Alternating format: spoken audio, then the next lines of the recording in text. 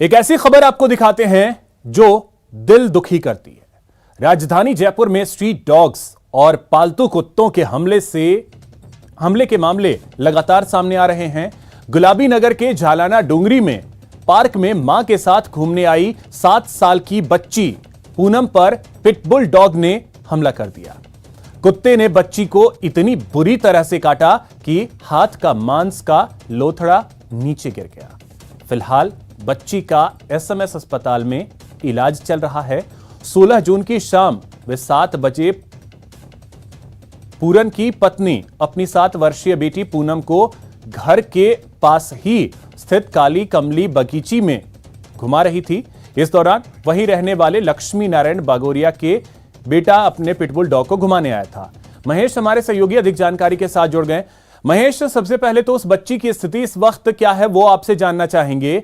एक तो उसके अलावा स्ट्रीट डॉग्स और अब पालतू कुत्ते भी। देखिए, बिल्कुल अभिषेक, कुत्तों को लेकर के जिस तरह से स्ट्रीट डॉग्स की खबरें लगातार आप पहले भी देख रहे थे, और अब ये जो पालतू कुत्ते हैं इनकी नस्ल जो है वो खतरनाक है। और इस तरह की डॉग बाइटिंग की जो घटनाएं हैं वो आज की नहीं, पहले भी जो है वो इस तरह का मामला आ चुका है। ये कुछ दिन पहले का ही मामला है, लेकिन आज इस बच्ची की जो है प्लास्टिक सर्जरी की गई है एसएमएस हॉस्पिटल में, और जो परिजन है वो बेहद चिंतित है क्योंकि अभी भी जो तबीयत है वो नाजुक बनी हुई है और इलाज जो है वो लगातार जारी है। लेकिन ये जो मामला था पर्टिकुलर 7 वर्षीय बच्ची पर जो जालाना इलाके में हमला हुआ था पिटबुल कुत्ते को लेकर के, तो ऐसे में ये सबसे बड़ा सवाल खड़ा होता है कि जो पिटबुल नस्ल है वो कई जगहों पर जो कि बैन की जा चुकी है, लेकिन कई देशों में बैन है, लेकिन उसके बावजूद भी प्रदेश में अभी इस नस्ल के जो डॉग्स हैं वो पाले जा रहे हैं। और इससे साथ ही जो अन्य विदेशी नस्लें हैं उनके भी जो कुत्ते हैं उनको जो है चलिए ठीक है महेश, पाला जा रहा है। लेकिन खतरनाक किस्मत उस बच्ची की जिसकी जान बच गई, ये अपने आप में बड़ी बात है। बहुत शुक्रिया आपका तमाम जानकारी के लिए। राजस्थान में घूसखोरों पर एसीबी का शिकंजा लगातार बढ़ता जा रहा है। भ्रष्टाचार निरोधक ब्यूरो की टीम ने भीलवाड़ा नगर परिषद ठेकेदार से 1.5 लाख के रिश्वत लेते बीजेपी पार्षद और उसके पति को रंगे हाथ गिरफ्तार किया है। वहीं डूंगरपुर में घूसखोर पुलिसकर्मियों की गिरफ्तारी के बाद एसपी की भूमिका की जांच तेज हो गई है। एसीबी के एएसपी चंद्रशील ठाकुर ने मौके पर पहुंचकर पूछताछ की और रिश्वत कांड से जुड़े और सबूत खंगाले।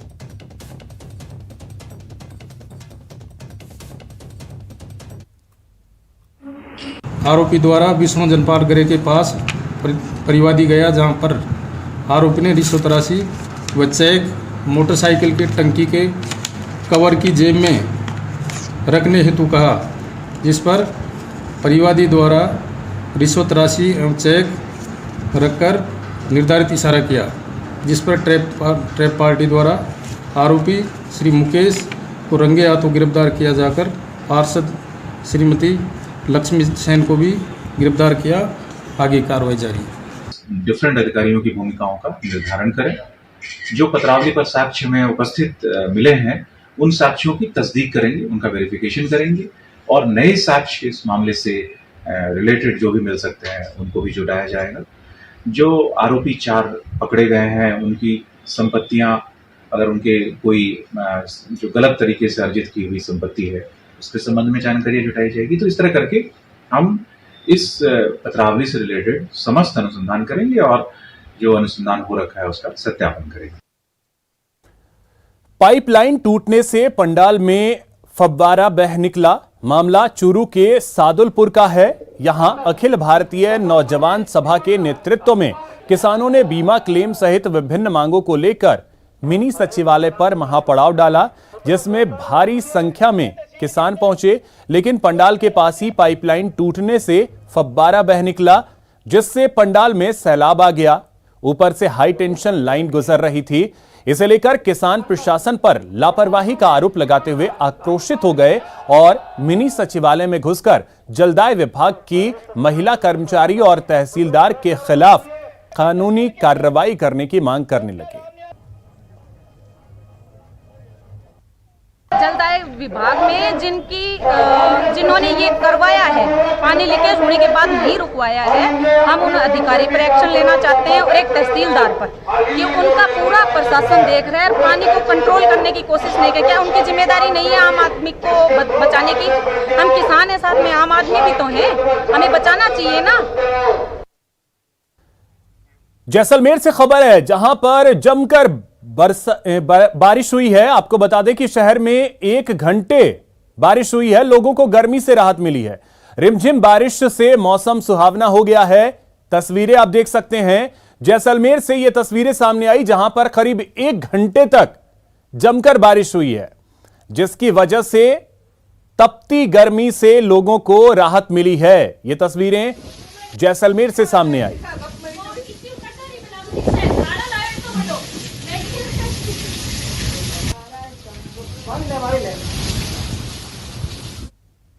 वहीं बारिश ने प्रशासन के दावों की पोल खोलकर रख दी है। तस्वीरें आपको दिखाते हैं आपके टीवी स्क्रीन पर। 2 तस्वीरें हैं। पहली तस्वीर चूरू की है जहां बारिश आफत बनकर बरसी है, जिससे शहर के कई इलाके जलमग्न हो गए। और दूसरी तस्वीर चित्तौड़गढ़ की है जहां महज 15 मिनट की बारिश के बाद ही ऐसे हालात बन गए।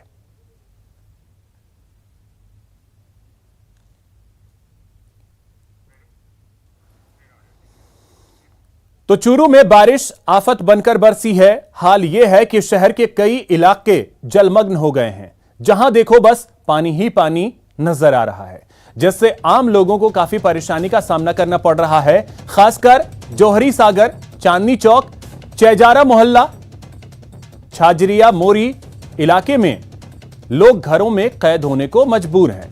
लोगों का आरोप है कि जल निकासी को लेकर प्रशासन की ओर से कोई पहल नहीं की जा रही है।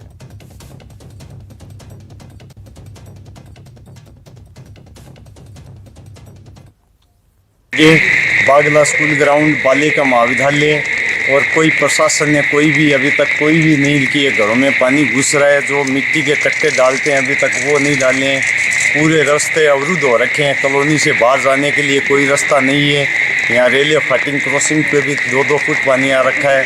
कोई भी मतलब मार्केट में जाते हैं तो कोई भी रास्ता सारा जाम हो रखा है, कोई भी रास्ता जाने के लिए यहाँ नहीं है। किसी को कहाँ जाना है, अपने गंतव्य तक जाने के लिए चूरू के पूरे रास्ते अवरुद्ध हो रखे हैं, इतनी हालत खराब हो रखी है। और अब बात चित्तौड़गढ़ की, जहां मानसून की पहली ही बारिश में स्थानीय निकायों के दावों की पोल खुल गई। नगर परिषद क्षेत्र के वार्ड संख्या 55 की खेड़ा की तस्वीरें हैं। महज 15 मिनट की बारिश के बाद ही जल भराव से लोगों की परेशानी बढ़ गई। हाल यह है कि लोग घरों में कैद होने को मजबूर हो गए, बच्चे स्कूल नहीं जा पा रहे हैं। स्थानीय लोगों का कहना है कि जिम्मेदारों को बार बार बताने के बाद भी तस्वीर वही है।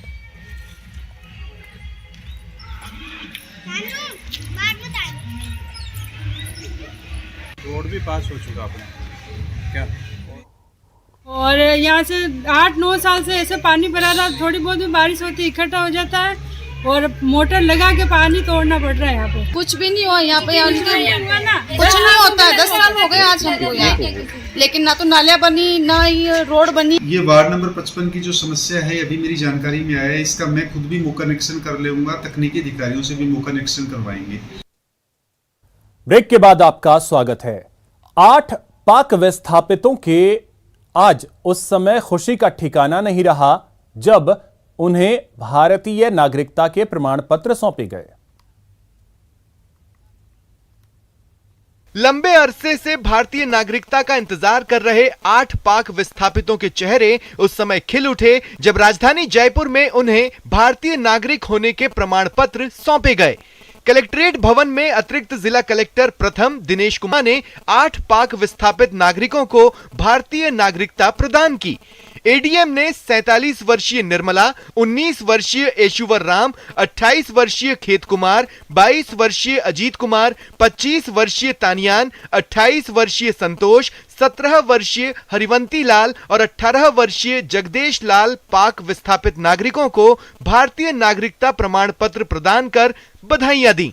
उन्होंने सभी को जिम्मेदार भारतीय नागरिक बनने की शुभकामना दी।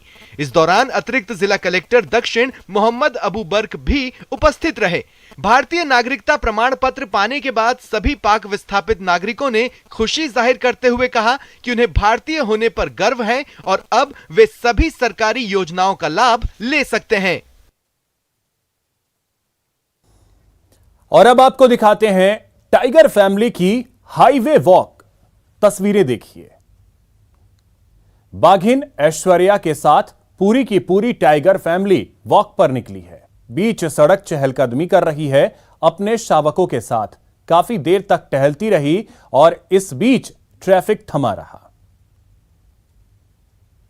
खुशगवार मौसम का असर इंसानों के साथ साथ जानवरों पर भी देखने को मिल रहा है। तभी से बाघ का पूरा परिवार इस सुहावने मौसम में सैर के लिए रोड पर आ गया। टाइगर फैमिली की सैर की शानदार तस्वीरें सवाई माधोपुर से आई हैं, जहां मंगलवार की रात एक बाघिन अपने बच्चों के साथ हाईवे पर आ गई और खुशगवार मौसम का जमकर लुत्फ उठाया। टाइगर फैमिली के सैर के दर्शन ने लोगों को रोमांचित कर दिया। ये शानदार नजारा रणथंभौर से गुजरने वाले नेशनल हाईवे 552 के बोदल गांव के पास दिखाई दिया। बाघिन T99 ऐश्वर्या को अपने बच्चों के साथ चहलकदमी करते हुए देख लोगों के मन बाग बाग हो उठे। इस शानदार दृश्य को देखने के लिए लोगों के कदम ठिठक गए। रोड पर वाहनों की लंबी कतार लग गई, लेकिन इससे ऐश्वर्या को क्या फर्क पड़ने वाला था। वो तो बेफिक्र इस सुहावने मौसम का लुत्फ उठाने में मशगूल थी। बाघिन ऐश्वर्या और उसके बच्चों को देखते ही लोगों ने इन्हें अपने कैमरे में कैद कर लिया।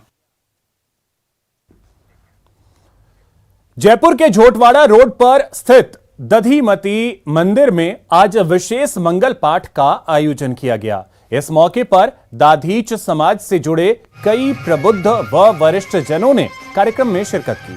कार्यक्रम के दौरान मां दधिमती से जुड़े भजनों की प्रस्तुति दी गई। मंगल पाठ के दौरान बड़ी संख्या में दाधीच समाज की महिलाएं मंदिर परिसर में मौजूद रहीं। ऑर्केस्ट्रा की मधुर धुनों पर भजन प्रस्तुति के दौरान श्रद्धालु महिलाएं भाव विभोर होकर भक्ति में डूबकर नृत्य करने लगी। 20 साल से पाली शहर पानी की गंभीर किल्लत से जूझ रहा है। प्रशासन हर गर्मी में जुगाड़ से पानी की किल्लत दूर करने की अधूरी कोशिश तो करता है, लेकिन इसका समाधान ढूंढने की कोशिश नहीं हुई, जिसके कारण पाली की बड़ी आबादी के लिए पीने का पानी का इंतजाम सबसे मुश्किल काम बन गया है।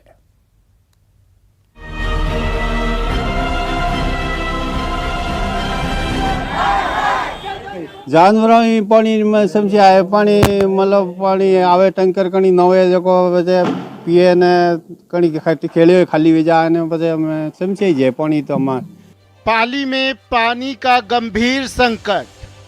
वाटर ट्रेन से पहुंच रहा पानी 10 दिन में मिलता है पीने का पानी।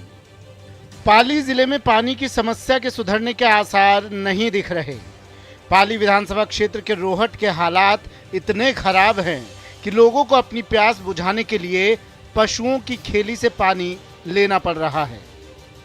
पिछले 60 दिन से शहर में जोधपुर से वाटर ट्रेन के जरिए पानी पहुंचाया जा रहा है, तो पुरानी माइनिंग की खदानों में पड़े पानी से प्यास बुझाई जा रही है। लेकिन पीने के पानी का ये जुगाड़ भी शहर की प्यास बुझाने में कामयाब नहीं है। शहर में 10 दिन में एक बार जलापूर्ति की जाती है। साल 2000 से अब तक 6 बार वाटर ट्रेन से पानी जोधपुर से पाली पहुंचाया गया।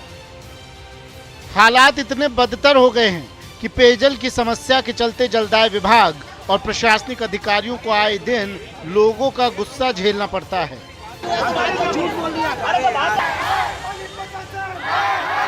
पिछले 1 महीने में स्थानीय लोगों ने पानी की किल्लत को लेकर दर्जनों बार सड़क जाम की।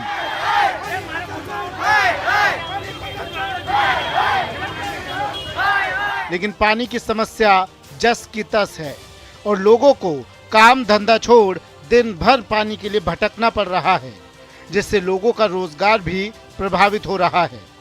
पाली जिले का एकमात्र पेयजल स्रोत जवाई बांध है और इसका आधा पानी सिंचाई के लिए दिया जाता है और बचा हुआ पानी पेयजल के उपयोग में लिया जाता है। लेकिन राजनीति के चलते इसका भी सही बंटवारा नहीं किया जाता, जिसके चलते बारिश आने से पहले ही जवाई बांध में पानी खत्म हो जाता है। आनन फानन में टैंकरों के जरिए जल आपूर्ति की जाती है, जिससे करोड़ों रुपए अतिरिक्त खर्च होता है, लेकिन पानी के स्थायी समाधान को लेकर कभी सही कोशिश नहीं की गई। श्यामलाल, न्यूज़ 18 नेटवर्क, पाली। तो फिलहाल इस बुलेटिन में इतना ही। नमस्कार।